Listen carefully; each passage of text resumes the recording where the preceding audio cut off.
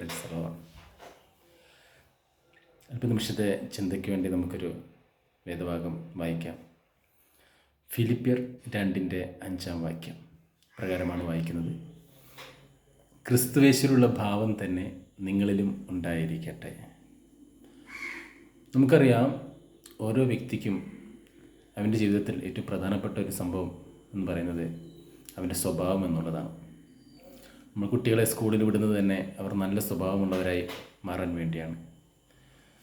ഓരോ വീട്ടിലും ഓരോ കുട്ടികൾ അവരുടെ വീട്ടിൽ അവരുടെ നല്ല സ്വഭാവത്തിന് വേണ്ടി അവരുടെ മാതാപിതാക്കൾ അവരെ തെറ്റുകളിൽ ശിക്ഷിക്കുകയും പത്യോപദേശങ്ങൾ നൽകുകയും ചെയ്യുന്നു. നല്ലൊരു ദൈവ പൈതലിനെ സംബന്ധിച്ചിടത്തോളം അവന് ഒരു നല്ലൊരു സ്വഭാവം ഉണ്ടാവേണ്ടത് അത്യാവശ്യമാണ്. ഇവിടെ ഫിലിപ്പിയർക്ക് എഴുതിയ ലേഖനത്തിൽ അപ്പോസ്തലനായ പൗലോസ് പറഞ്ഞത് പ്രകാരമാണ്, ക്രിസ്തുവേശുവിലുള്ള ഭാവം തന്നെ നിങ്ങളിലും ഉണ്ടായിരിക്കട്ടെ. യേശു ക്രിസ്തുവിലുള്ള ഒരു സ്വഭാവം ആണ് നമുക്കുണ്ടാവേണ്ടത്. എന്താണ് യേശു ക്രിസ്തുവിൻ്റെ സ്വഭാവം? അതിൻ്റെ പ്രത്യേകത എന്താണ്? നാം അതിൻ്റെ 5 മുതൽ താഴോട്ടുള്ള വാക്യങ്ങൾ വായിക്കുമ്പോൾ, അവൻ ദൈവരൂപത്തിലിരിക്കെ ദൈവത്തോടുള്ള സമത്വം മുറുകെ പിടിച്ചു കൊള്ളണമെന്ന് വിചാരിക്കാതെ ദാസരൂപമെടുത്ത് മനുഷ്യ സാദൃശ്യത്തിനായി തന്നെത്താൻ താഴ്ത്തി മരണത്തോളം, ക്രൂശിലെ മരണത്തോളം അനുസരണമുള്ളവനായി തീർന്നു എന്ന് നാം വായിക്കുന്നു. ഇതിൽ പ്രധാനമായിട്ടും കർത്താവായ യേശു ക്രിസ്തുവിൻ്റെ താഴ്മയെയാണ് കാണിക്കുന്നത്. ദൈവരൂപത്തിൽ നിന്നും ദാസരൂപമെടുക്കാനുള്ള കർത്താവിൻ്റെ ആ മനസ്സും എളിമയും താഴ്മയും നാം കാണുന്നു. മനുഷ്യ സാദൃശ്യത്തിലാകുന്നു. ദൈവത്തോടുള്ള സമത്വം വിട്ട് മനുഷ്യ സാദൃശ്യത്തിലാകുന്നു. ഉന്നതികൾ വെടിഞ്ഞ് താഴോട്ട് ഇറങ്ങി വരുന്ന കർത്താവിനെയാണ് നാം കാണുന്നത്.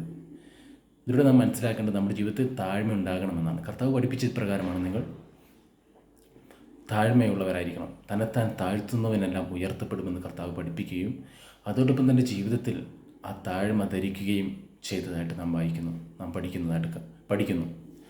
അതുകൊണ്ട് തന്നെ പ്രിയമുള്ളവരെ, നമ്മുടെ ജീവിതത്തിൽ ക്രിസ്തുവിൻ്റെ ആ താഴ്മ ഉള്ള മനോഭാവം നമ്മുടെ സ്വഭാവത്തിൽ കടന്നു വരേണ്ടത് ആവശ്യമാണ്.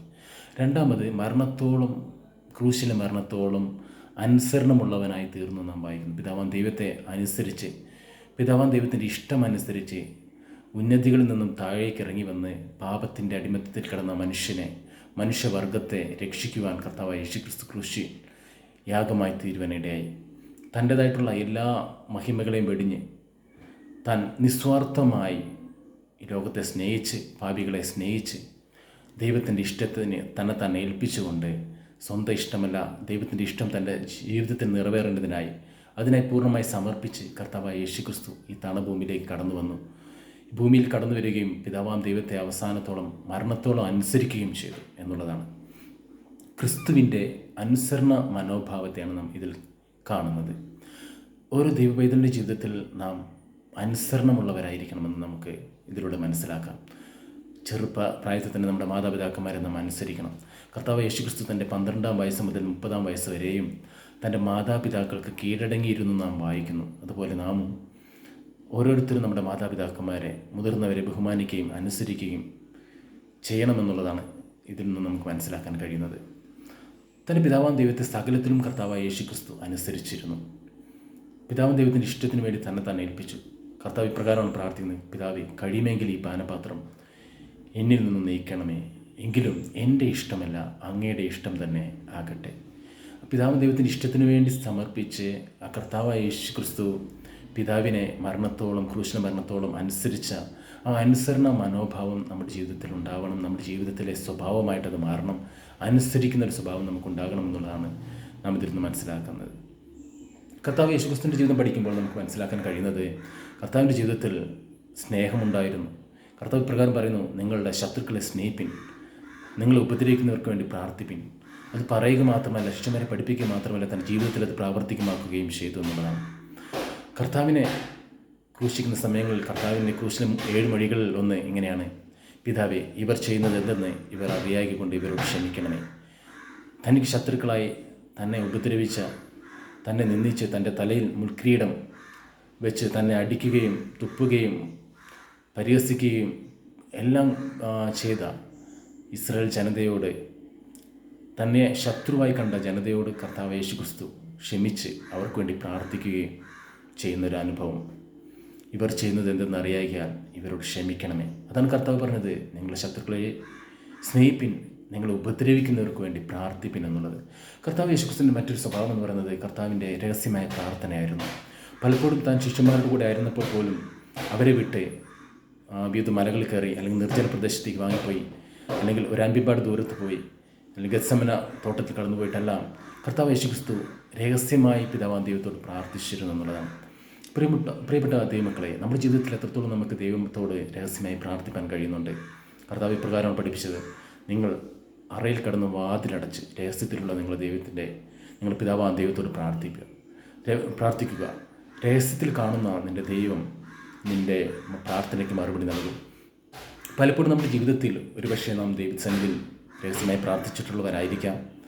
പലപ്പോഴും അതിൻ്റേതായിട്ടുള്ള വിടുതൽ നമുക്ക് ലഭിച്ചവരായിരിക്കാം. എന്നാൽ ആ ഒരു അനുഭവം തുടർന്ന് കൊണ്ടുപോകാൻ നമുക്ക് ഒരുപക്ഷെ സാധിച്ച് എന്ന് വന്നിട്ടുണ്ടാവില്ല. എന്നാൽ കർത്താവ് യേശുക്രിസ്തുവിൻ്റെ മരണം വരെയും താൻ രഹസ്യമായ ദൈവത്തോട് പ്രാർത്ഥിച്ചതായിട്ട് നാം വായിക്കുന്നു. ഗത്സമനയിൽ വെച്ച് കർത്താവ് പ്രാർത്ഥിച്ചതായിട്ട് നമുക്ക് മനസ്സിലാക്കാൻ കഴിയുന്നു. തൻ്റെ പ്രാർത്ഥനയ്ക്കെല്ലാം ദൈവം മറുപടി നൽകി. അങ്ങനെയെങ്കിൽ പ്രിയമുള്ളവരെ, നമ്മുടെ ജീവിതത്തിലും രഹസ്യമായ ദൈവസന്നിധിയിൽ പ്രാർത്ഥിപ്പാൻ സമയങ്ങളെ വേർതിരിച്ച് കണ്ടെത്തിക്കൊണ്ട് പ്രാർത്ഥിക്കുകയാണെങ്കിൽ നിശ്ചയമായും കർത്താവായ യേശുക്രിസ്തു നമുക്ക് വേണ്ടി, നമ്മുടെ പ്രാർത്ഥന കേട്ട് നമുക്ക് വേണ്ടി മറുപടി നൽകുന്ന കാര്യത്തിൽ യാതൊരു തർക്കവുമില്ല. അങ്ങനെ രഹസ്യമായി പ്രാർത്ഥിക്കുന്ന ഒരു പ്രാർത്ഥനാ ശീലം, പ്രാർത്ഥനാ സ്വഭാവം നമ്മുടെ ഓരോരുത്തരുടെയും ജീവിതത്തിൽ ഉണ്ടാവണമെന്ന് കർത്താവ് നമ്മെക്കുറിച്ച് ആഗ്രഹിക്കുകയാണ്. കർത്താവിൻ്റെ സ്നേഹം, കർത്താവിൻ്റെ മനസ്സലിവ്, കർത്താവിൻ്റെ പ്രാർത്ഥന, കർത്താവിൻ്റെ വിശ്വസ്തത, കർത്താവിൻ്റെ വിശുദ്ധി, പാപികളെ സ്നേഹിക്കുകയും പാപത്തെ വെറുക്കുകയും ചെയ്യുന്ന കർത്താവിൻ്റെ നല്ല മനോഭാവം, അതോടൊപ്പം തന്നെ കർത്താവിൻ്റെ അനുസരണം, കർത്താവിൻ്റെ എളിമയും താഴ്മയും വിനയവും, ഇതെല്ലാം നമ്മുടെ ജീവിതത്തിൽ നാം പ്രാവർത്തികമാക്കേണ്ടതാണ്. കർത്താവ് പ്രകാരം പറയുന്നത്, ഞാൻ സൗമ്യതയും താഴ്മയുമുള്ള വ്യക്തിയാണ്. കർത്താവിനെ പോലെ സൗമ്യമായി സംസാരിപ്പാൻ, താഴ്മ ധരിക്കുവാൻ, മറ്റുള്ളവരെ തന്നേക്കാൾ ശ്രേഷ്ഠനായിട്ട് എണ്ണുവാൻ, കർത്താവിൻ്റെ മറ്റുള്ളവരെ തന്നേക്കാൾ ശ്രേഷ്ഠനായിട്ട് എണ്ണി എന്നുള്ളതിൻ്റെ പ്രത്യേകതയാണ് കർത്താവ് ഗുരുവും കർത്താവുമായ യേശുക്രിസ്തു തൻ്റെ ശിഷ്യന്മാരുടെ കാലുകളെ കഴുകുന്നത് നാം വായിക്കുമ്പോൾ മനസ്സിലാകുന്നല്ലോ. തൻ്റെ അരയിൽ ഒരു തുവർത്ത് ചുറ്റി തൻ്റെ ശിഷ്യന്മാരുടെ കാലുകളെ കഴുകുകയും ആ തുവർത്ത് കൊണ്ട് അവരുടെ കാലുകളെ തുവർത്തുന്നതുമായിട്ട് നാം ദൈവവചനത്തിൽ വായിക്കുന്നു. അത്രത്തോളം ദൈവം ഒരു ദാസനെ പോലെ തൻ്റെ ശിഷ്യന്മാരുടെ കാലുകളെ കഴുകിയെങ്കിൽ നാം ഓരോരുത്തരും നമ്മുടെ ജീവിതത്തിൽ എത്രത്തോളം എളിമയും താഴ്മയും ധരിക്കണമെന്നുള്ളതാണ് കർത്താവിൽ നിന്ന് നമ്മെ പഠിപ്പിക്കുന്നത്. അതിന് പ്രിയമുള്ളവരെ, നമ്മുടെ സ്വഭാവത്തെ നിന്ന് നമുക്ക് പരിശോധിക്കാം. നമ്മുടെ ജീവിതത്തിൽ ഞാൻ എന്ന ഭാവം മാറ്റി, അഹങ്കാരത്തെ, ഗർവിനെ മാറ്റി, നമ്മുടെ സ്വാർത്ഥത മനോഭാവത്തെ മാറ്റി, ഞാൻ ശ്രേഷ്ഠനാണെന്നുള്ള ആ മനോഭാവത്തെ മാറ്റി, അതെല്ലാം മാറ്റിയിട്ട് എന്ത് ചെയ്യണം? താഴ്മ ധരിച്ചുകൊണ്ട് ക്രിസ്തുവിൻ്റെ ഭാവത്തെ നമ്മുടെ ഉള്ളിലേക്ക് കൊണ്ടുവന്ന് ക്രിസ്തുവിൻ്റെ സ്വഭാവം നമ്മളിൽ പ്രദർശിപ്പിക്കുമ്പോൾ നമ്മുടെ സ്വഭാവത്തിലൂടെ മറ്റുള്ളവർ ക്രിസ്തുവിനെ കാണുവാനിടയാകും. അങ്ങനെ അനേകർ കർത്താവ് യേശു ക്രിസ്തുവിൻ്റെ അടുക്കിലേക്ക് കടന്നു വരുവാൻ സാധിക്കും. അതിനാൽ നാം വളരെയധികം മറ്റുള്ളവരോട് സംസാരിക്കുകയോ അല്ലെങ്കിൽ ട്രാക്റ്റുകൾ നൽകുകയോ ചെയ്തതിനേക്കാൾ ഉപരിയായിട്ട് നമ്മുടെ സ്വഭാവത്തെ ഒന്ന് ക്രമീകരിച്ചാൽ, ക്രിസ്തുവിൻ്റെ സ്വഭാവം നമ്മുടെ ജീവിതത്തിലേക്ക് ആയിത്തീർന്നാൽ, അല്ലെങ്കിൽ നമ്മുടെ സ്വഭാവത്തെ ക്രിസ്തുവിൻ്റെ സ്വഭാവത്തോട് ഏകീഭവിച്ചാൽ, അല്ലെങ്കിൽ ക്രിസ്തുവിൻ്റെ അതേ സ്വഭാവം നമ്മുടെ ജീവിതത്തിലേക്ക് കടന്നു വന്നാൽ അനേകർ ക്രിസ്തുവിനെ നമ്മുടെ ജീവിതത്തിലൂടെ കാണുവാൻ കഴിയും, നമ്മുടെ സ്വഭാവത്തിലൂടെ കാണുവാൻ കഴിയും.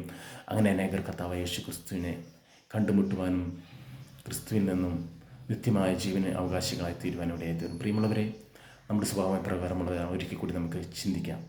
നമ്മുടെ ദുസ്വഭാവങ്ങളെ, ജഡീക സ്വഭാവങ്ങളെ മാറ്റി ക്രിസ്തുവിൻ്റെ ആ ദൈവിക സ്വഭാവങ്ങൾ നമ്മുടെ ജീവിതത്തിൽ കടന്നു വരാൻ നമുക്ക് പ്രാർത്ഥിക്കുകയും അതിനായി ശ്രമിക്കുകയും ചെയ്യാം. ക്രിസ്തുവിൻ്റെ ദയയും താഴ്മയും വിശ്വസ്തതയും അനുസരണവും പ്രാർത്ഥനാശീലവും താഴ്മയുടെ മനോഭാവവും, അതുപോലെ ക്രിസ്തു ജലത്തിൽ കഷ്ടം അനുഭവിച്ചതുപോലെ ആ മനോഭാവം, കഷ്ടത സഹിപ്പാനുള്ള ഒരു മനസ്സും നമുക്കുണ്ടാവട്ടെ. അതിനെ നമ്മുടെ സ്വഭാവത്തെ ഈ ദിവസങ്ങളിൽ ഒരിക്കൽ കൂടി ഒന്ന് പരിശോധിച്ച്, ദൈവത്തിൻ്റെ വചനത്തിന് അനുസരിച്ച് ഒരിക്കൽ കൂടി ഒന്ന് പരിശോധിച്ച് വേണ്ട മാറ്റങ്ങൾ ആ സ്വഭാവത്തിൽ വരുത്തി ക്രിസ്തുവിൻ്റെ ഭാവമുള്ളവരായി, ഏക സ്വഭാവമുള്ളവരായി, വളരെയധികം ലോകത്തിൽ മറ്റുള്ളവർ നമ്മുടെ സ്വഭാവത്തെ ക്രിസ്തുവിനെ കാണുന്നതിനായി നമ്മുടെ സ്വഭാവത്തെ നമുക്ക് മാറ്റിയെടുക്കാം. അതിനെ നമ്മുടെ കർത്താവായ യേശു ക്രിസ്തു നമ്മെ ഇവരെ സഹായിക്കട്ടെ. പ്രാർത്ഥനയിലൂടെ, ദൈവവചന ധ്യാനത്തിലൂടെ, ദൈവവചനം പഠിക്കുന്നതിലൂടെ നമുക്ക് നമ്മുടെ സ്വഭാവത്തിൽ വന്നുപോയ കുറവുകളെ കണ്ട് ദിവസങ്ങൾ അതിനെ പുതുക്കി പണിയുവാൻ ദൈവം ഓരോ പ്രിയപ്പെട്ടവരെയും സഹായിക്കട്ടെ എന്ന് പറഞ്ഞുകൊണ്ട് വാക്കുകളിലൂടെ ചുരുക്കുന്നു. ദൈവം നമ്മെ ഇവരെയും സഹായിക്കും.